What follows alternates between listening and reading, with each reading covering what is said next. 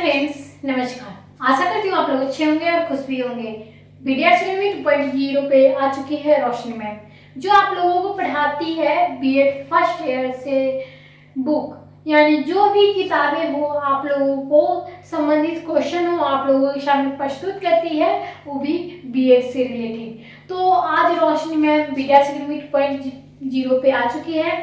आप लोगों को आज बीएड फर्स्ट ईयर में पहला सब्जेक्ट जो पढ़ाया जा रहा है वो क्या पढ़ाया जा रहा है, तो आप लोगों का आज जो सब्जेक्ट होने वाला है वो ईपीसी 3 होने वाला है। ईपीसी 3 आप लोगों का जो एग्जाम होगा वो कॉलेज में ही होगा और आप लोगों का विषय का क्या रहने वाला है, तो विषय आप लोगों का क्रिटिकल अंडरस्टैंडिंग ऑफ आईसीटी, यानी सूचना संप्रेषण एवं तकनीकी शिक्षात्मक की जो आप लोगों को है उसके बारे में बतलाई जा रही है। जो समझ आप लोगों को होनी चाहिए किसके बारे में, तो सूचना एवं संप्रेषण के बारे में। तो आज आप लोगों का छठा क्लास होने वाले हैं और अगर आप बीएड करना चाहते हैं या बीएड से कोई भी रिलेटेड क्वेश्चन पूछना चाहते हैं तो टेलीग्राम ज्वाइन करें। टेलीग्राम पर आप लोगों को लिंक दे दिया जाएगा बीडीएस अकेडमी 2.0, जिसमें आप लोगों को रोशनी मैम से खुद ही बातचीत हो।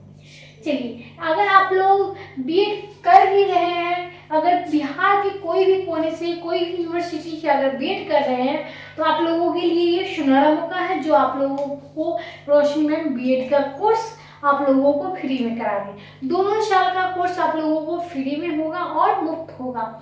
चलिए, हम क्या जानने वाले थे, तो आज मैं क्रिटिकल अंडरस्टैंडिंग ऑफ आईसीटी में आप लोगों को पढ़ाने वाली हूँ कंप्यूटर की संरचना की विस्तृत व्याख्या करें। यानी क्वेश्चन आप लोगों के क्या है, अगर आप लोगों का सेशन अगर 25 से 27 है तो आप लोगों के लिए यह सुनहरा मौका है कि क्लास को ज्वाइन कर ले। बीडीएस अकेडमी 2.0 का आप लोग फॉलो कर ले और ज़्यादा से ज़्यादा शेयर करें। तो जितने बच्चे नए हैं क्लास को सब्सक्राइब कर ले, क्लास को लाइक कर दीजिए और कहाँ से है कमेंट कर ले। चलिए, क्वेश्चन क्या रहने वाला है, तो कंप्यूटर की संरचना विस्तृत व्याख्या करें। तो हम किसी भी क्वेश्चन के आंसर किस प्रकार से देते हैं, सूचना एवं संप्रेषण तकनीकी की संरचनात्मक समझ में। तो चलिए हम लोग चलते हैं क्वेश्चन के आंसर की तरफ। तो क्वेश्चन का आंसर क्या है, तो कंप्यूटर की संरचना। कंप्यूटर की संरचना के बारे में आप लोगों को एक एक करके बतलाई जाएगी, जिसकी ही ज़्यादा जानकारी होगी आप लोगों को इस सामने प्रस्तुत की जा रही है। चलिए, क्या है, तो कंप्यूटर की संरचना, कोई कंप्यूटर चाहे छोटा हो या बड़ा, नया हो या पुराना, ये मूल संरचना सदा ही एक तरह होती है। इसमें कोई भी भेदभाव या कोई भी परिवर्तन नहीं होती है। प्रत्येक कंप्यूटर के 5 मुख्य भाग होते हैं, जो क्या होते हैं, तो वो पहला होता है इनपुट, दूसरा क्या है आउटपुट इकाई, तीसरा क्या है मेमोरी, चौथा क्या है गणितीय एवं तात्विक इकाई एवं LALU, और पांचवा क्या है कंट्रोल इकाई, यानी कंट्रोल इकाई जो है कंप्यूटर की संरचना होती है। बड़े या पुराने या छोटे या बड़े कोई भी कंप्यूटर हो, ये 5 जो है संरचना उस कंप्यूटर में पाई जाती है। तो मैं आप लोगों को बता दूं, मैं आप क्लास में कहती हूँ, मैं खुद की क्लास में आप लोगों के सामने कहती हूँ भी ऑन कैमरा, कि अगर आप लोग हमारी क्लास करते हैं तो बस इतने से ही आप लोग पास नहीं हो जाएंगे और कभी टॉपर नहीं बन पाएंगे। आप जब तक अपने घर पे 4-5 घंटे आप लोग मेहनत नहीं करेंगे क्लासेस के अलावा, तो आप कभी भी टॉपर नहीं कर पाओगे या पास नहीं कर पाओगे। तो इसीलिए मैं कहती हूँ कि आप लोग कृपया करके यहाँ पे क्लास कीजिए और घर पे भी कुछ मेहनत कीजिए। चलिए, क्या है, तो इनपुट इकाई द्वारा हम अपना डाटा निर्देश या प्रोग्राम कंप्यूटर के प्रविष्ट कराते हैं, जो ALU के द्वारा ग्रहण किया जाता है, जिससे क्या होता है, मेमोरी को उचित स्थान पर स्टोर किया जा सकता है। आवश्यकता पड़ने पर ये क्या करता है, तो AL की मेमोरी से ही डाटा को निर्देश ले लेती है, जहां तक कंट्रोल इकाई के आदेश के अनुसार उन पर विभिन्न क्रियाएं की जाती है और परिणाम आउटपुट इकाइयों में क्या होता है, प्रोसेस हो जाती है, जब पुनः मेमोरी के रख दी जाते हैं और अन्य सभी इकाइयों को कंट्रोल इकाई के नियंत्रण में कार्य करती है। डाटा प्रभाव का सरल रेखा और कंट्रोल प्रभाव की टूटी रेखाओं द्वारा क्या दिखाया जाता है, अगला पॉइंट क्या है, कंप्यूटर में 5 भाग में अंतिम 3 भाग मेमोरी, ALU तथा कंट्रोल को सम्मिलित रूप से सेंट्रल प्रोसेसिंग यूनिट या CPU कहा जाता है। तो आप लोग जानते ही हैं CPU, नेट, माउस, इनपुट और आप लोगों को प्रिंटेड, ये सारे जो है ये कंप्यूटर के ही अंग है। चलिए क्या है, तो CPU असली कंप्यूटर के शेष 2 भाग है, इनपुट तथा आउटपुट, और इससे उपयोगकर्ता का संपर्क कराने के माध्यम से इनपुट इकाई द्वारा जहां हम अपनी बात को कंप्यूटर तक पहुंचा सकते हैं वही क्या होता है, आउटपुट। यानी क्या है, इकाइयों द्वारा जो कंप्यूटर की अपनी बात हमारे पास पहुंचाता है उसे हम आउटपुट कहते हैं, और क्या अपनी कंप्यूटर की बात पहुंचाता है उसे आप लोगों को इनपुट कहा जाता है। तो इनपुट आउटपुट का साधन क्या होता है उसके बारे में भी पढ़ लें। उससे पहले क्या करिएगा, क्लास को लाइक कर दीजिएगा, क्लास को शेयर कर दीजिएगा, और जितना हो आप लोग कमेंट करिए कि किस यूनिवर्सिटी से हैं आप लोग, कहाँ से हैं और कैसे आप लोगों को मेरे चैनल का लिंक मिला। चलिए यहाँ पे क्या है, कंप्यूटर में इनपुट आउटपुट के साधन का महत्वपूर्ण स्थान है, क्योंकि उपयोगिता के सीधा संबंध इन्हीं उपकरणों से होता है। इन्हीं के माध्यम से वह कंप्यूटर से अपना कोई भी कार्य करता है, और कंप्यूटर के शेष भाग जैसे CPU, हार्ड डिस्क आदि के आंखों में अझल या दूर रहते हैं, इसीलिए हम उसे नहीं जानते हैं। उसमें काम करने कैसे होता है हमें उसकी आवश्यकता भी नहीं पड़ती है, परंतु इनपुट आउटपुट के उपकरण हमारी आंखों के सामने होते हैं और उपलब्ध कराते हैं। अब हम लोग बात कर लेते हैं संक्षेप में किसी इनपुट के द्वारा निम्नलिखित मुख्य पे कार्य किस प्रकार से होती है उसके बारे में। तो क्या है, तो यहाँ पे हम लोग थोड़ी जानकारी चलेंगे। उससे पहले आप लोगों को थोड़ा ब्रेक लेना पड़ेगा, क्योंकि आप लोग कब बस क्लास को देखते हैं, क्लास को नहीं लाइक करते हैं और नहीं शेयर करते। क्यों नहीं करते ये आप जरूर ही बताइएगा, क्योंकि आप लोगों के लिए मैं इतनी मेहनत कर रही हूँ, इतनी देर आप लोगों के लिए पसीना बहाती हूँ कि बच्चे बीएड के कोर्स करा रही हूँ तो बीएड में अच्छे नंबर से पास हो जाए, लेकिन आप लोगों को क्या बस वीडियो को देखना है, स्पेस करना है, या नहीं तो छोड़ के चला जाना है। तो आप लोग क्लास को ज्वाइन करते हैं, चैनल को सब्सक्राइब करके रखे हैं, तो कृपया जितने बच्चे देख रहे हैं उतने बच्चे लाइक करें, शेयर करें और कमेंट करें। तो क्या ये संभव नहीं हो सकता है? देखिए, मैं आप लोगों से एक अनुरोध करती हूँ, मेरा चैनल नया है, सपोर्ट कीजिए और इसे आगे से आगे बढ़ाइए, ताकि मैं एक अच्छे टीचर के रूप में आप लोगों के सामने प्रस्तुत कर पाए और प्रस्तुत हो पाऊँ। चलिए आगे क्या है, तो आगे पहला नंबर है क्या, तो संक्षेप में इनपुट के साधन द्वारा जो मुख्य कार्य होता है उसके बारे में देखते हैं। तो क्या है, यह उपयोगता द्वारा दिए गए निर्देशों तथा डाटा को पढ़ता है या ग्रहण करता है, और दूसरा बात क्या है, यह उन निर्देशों डाटा को कंप्यूटर द्वारा स्वीकार किए जाते हैं जो रूप में बदल देता जाता है।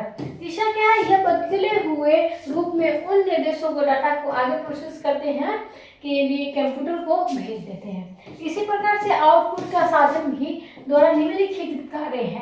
क्या है, आउटपुट का साधन द्वारा जो निम्नलिखित कंप्यूटर के द्वारा जो कार्य है वो क्या है, तो पहला पॉइंट है आप लोगों के सामने, यह कार्य कंप्यूटर द्वारा किए गए हैं परिणामों को स्वीकार करते हैं जो कोई भी कोड के रूप में होते हैं, और उन्हें क्या करते हैं हमारे लिए समझना कठिन होता है।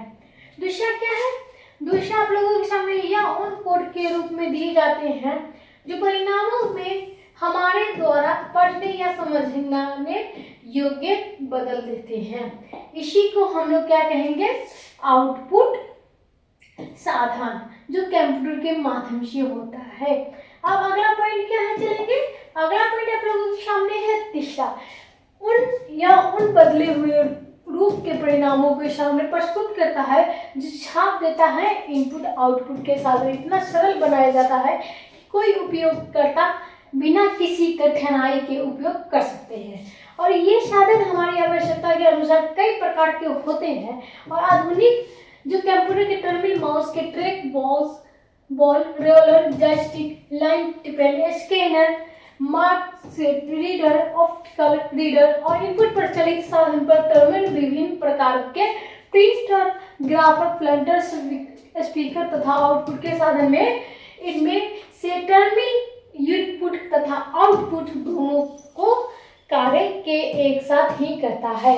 और इन सभी इनपुट आउटपुट साधनों के बारे में आप अध्याय में 4 और 5 में विस्तार रूप से पढ़ेंगे। अब क्या आ जाएगा, तो अब आप लोगों के सामने आ जाएगा सेंट्रल प्रोसेसिंग यूनिट क्या होती है। अब हम लोग थोड़ा समझेंगे इसे क्या होती है आखिर सेंट्रल जो है क्या होता है। तो आपको सेंट्रल प्रोसेसिंग यूनिट ही वास्तविक कंप्यूटर में यह कंप्यूटर का मस्तिष्क और हृदय होता है। क्या होता है, यही मस्तिष्क और हृदय होता है। और कंप्यूटर में किए जाने वाले सभी काम सीपीयू द्वारा किए जाते हैं और इनपुट आउटपुट का उपकरण तो केवल कंप्यूटर से ही हमारा संबंध जोड़ने में कार्य करते हैं। अब सेंट्रल प्रोसेसिंग यूनिट 3 महत्वपूर्ण भागों में मिलकर बनती है। क्या है, मेमोरी, अंकगणितीय और कंट्रोल इकाई। तो क्या है, मेमोरी का भंडार होता है, अंकगणितीय तथा तार्किक इकाई होता है और कंट्रोल इकाई होता है जो कंट्रोल यूनिट कहते हैं और एएलयू कहते हैं और मेमोरी कहते हैं, जो सेंट्रल प्रोसेस को 3 भागों में विभाजित करता है, 3 भागों में बांट देता है। अब हम लोग चलेंगे अगले पॉइंट पे, जिसमें अगला पॉइंट क्या है, तो अगला पॉइंट आप लोगों के सामने है जो थोड़ा लंबा थोड़ा बड़ा दिख रहा होगा, लेकिन इसे समझना कोई ज़्यादा कठिन नहीं है, क्योंकि यह जो पीछे भागों में हम लोग देखे थे मेमोरी, अंकगणितीय और कंट्रोल यूनिट, जिसके बारे में हमें विस्तृत रूप से पढ़नी होगी।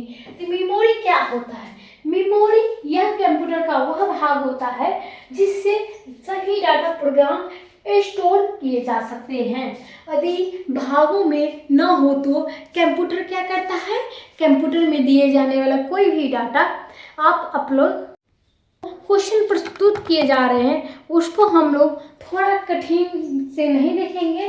क्या करते हैं, तो मेमोरी इसी भाग में महत्व स्पष्ट करता है और मेमोरी जो होता है मुख्यतः 2 भागों में होता है, मुख्य मेमोरी तथा सहायक मेमोरी, जिसमें आप लोगों को मेमोरी के सीपीयू का भाग माना जाता है तथा सहायक मेमोरी उससे क्या होता है, बाहर चुंबकीय माध्यम जैसे हार्ड डिस्क, प्लानी डिस्कॉट, टैप आदि के रूप में होते हैं।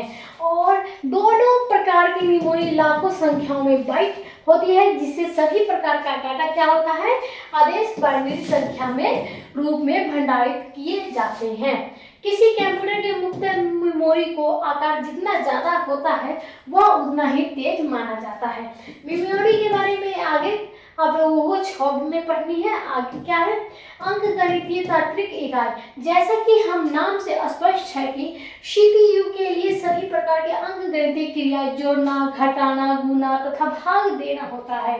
और तुलना क्या होता है, 2 संख्याएं को यह बताता है कि कौन सी छोटी संख्या है और कौन सी बड़ी, दोनों बराबर है। इसीलिए क्या इकाई के जाती है कि इकाई ऐसे इलेक्ट्रॉनिक परिपथों से बनी होती है जिससे एक की ओर कोई 2 संख्या भेजने और दूसरी ओर से उनका योग अंतर गुणनफल या भागफल प्राप्त हो जाता है।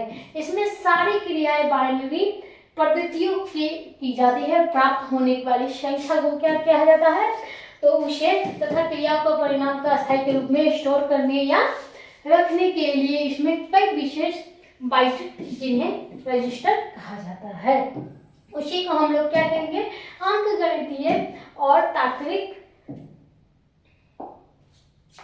इकाई, जिसे कंट्रोल इकाई हम लोग पढ़ेंगे। कंट्रोल इकाई अंतिम भाग था जिसे हमने जो आप लोगों को कंप्यूटर की संरचना विस्तृत में पढ़नी थी। कंप्यूटर जो है संरचना में अंतिम इकाई है कंट्रोल इकाई। इस भाग से कार्य करना सबसे ज्यादा महत्वपूर्ण होता है। यह कंप्यूटर के सभी भागों में कामों पर नजर रखता है और उन्हें परंपराओं तालमेल बैठाने के लिए उचित आदेश भेजता है। इसका सबसे प्रमुख जो है पहला कार्य क्या होता है, तो प्रोग्राम का पालन करना, इसे मेमोरी को क्रमशः पढ़कर उसका विश्लेषण करता है और उसका पालन के आदेश को पालन सुनिश्चित करने के लिए कंप्यूटर को दूसरे सभी भागों में उचित निर्देश जारी करता है। जिसे उदाहरण के तौर पे आप लोग जान सकते हो कि मेमोरी का आदेश दिया जाता है कि कोई डाटा किसी विशेष स्थान पर स्टोर कर दिया जाए, वहां से उठकर पढ़कर ALU भेज दें और कंप्यूटर के सभी भागों में तालमेल बनाकर प्रोग्राम को ठीक ठाक से पालन करना चाहिए। इसी प्रकार जिम्मेदारी होती है क्या, कंट्रोल इकाई को। अब जानते हैं CPU सभी इकाइयों द्वारा आपसी सहयोग की उपयोगिता को बताते हैं कि कार्य किए जाते हैं, जिससे क्या होते हैं, इसके लिए इनपुट की आवश्यकता होती है, वह किसी इनपुट उपकरण में ले लिया जाए और परिणाम या संदेश आते हुए उन्हें किसी आउटपुट उपकरणों में भेज दिया जाए। इसी को हम लोग क्या कहेंगे, कंट्रोल इकाई। जिसमें हमें क्वेश्चन नंबर क्या था, क्वेश्चन नंबर 1 में आप लोगों का था कंप्यूटर की संरचना व्याख्या करें। आप लोगों को समझ में आ गया होगा तो जरूर ये बताइएगा। तब तक आप लोग क्या करिएगा, BDRC एकेडमी 2.0 को फॉलो कीजिएगा और ज़्यादा से ज़्यादा हो तो शेयर कीजिएगा। तो आज के लिए बस इतना ही। अगले दिन के लिए फिर से लेकर आऊँगी नेक्स्ट क्लासेस आप लोगों के सामने फिर से और नए तरीके से। तब तक के लिए धन्यवाद।